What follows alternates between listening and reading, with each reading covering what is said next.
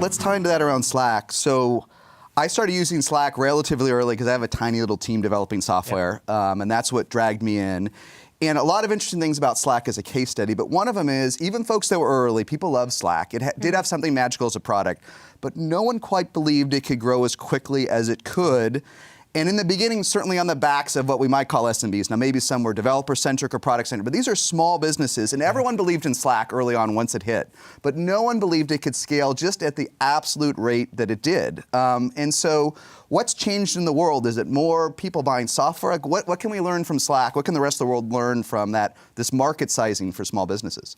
Yeah, so we just hit 3 million daily active users. We're really excited about that. A huge portion of it is SMBs. Yes. And SMBs are always going to be the lifeblood for really any economy, right? They're the innovators. They're always trying out new things.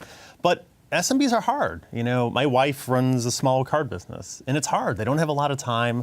They want to have a good buying experience, and they're really going to trust other people's recommendations. And so I think one of the things early we did with our SMB marketing was we said, like, our bar is not did people buy us, it's what they recommend us. Right. And we really had to go back and think about how are we marketing? How are we selling to people? Are we giving them a good experience or a bad experience? And we've always tried to do things differently. We have more support people than salespeople. You know, we have a fair billing policy where if you don't use it, you get credits and refunds back. Yes. You know, you can buy it self-serve, you can talk to someone. You know, just because you're an SME doesn't mean you can't talk to someone. They're important people, right? You know, we just wanted to treat them like I wanted to be treated, right? And that word of mouth has really helped propel, and it's spread and it's grown fantastically from that. And how do you, and so let's talk about that. So do you track word of mouth as a specific metric, as a lead source, as a customer source? There's a lot of different proxies for it. You can do it on a simple sign-up survey. How did you hear about it? But we use Net Promoter Score, or NPS. So this is a company-wide metric that we all look at, and we're constantly thinking about how can we weed out bad experiences that our customers are having? How can we reinforce the good things that they like about us? And we use that to kind of guide us and move us forward. And do you segment the NPS by different types of? I've got about 10 channels in Slack looking at every single segment, whether it's enterprise, SMB, admins, free users, paid users, and understanding. And I'm always amazed, like when you talk to different business owners, like, do they know the top 3 reasons why their customers are recommending them, or the top 3 reasons they aren't? Okay. And it's a pretty simple playbook. You know, stop doing the things that are pissing them off, do more of the things they like, and you're going to get more word of mouth. So let's talk for a minute just on actionable tips here. So we don't have to talk about the 28 segments of NPS, but I know the core Slack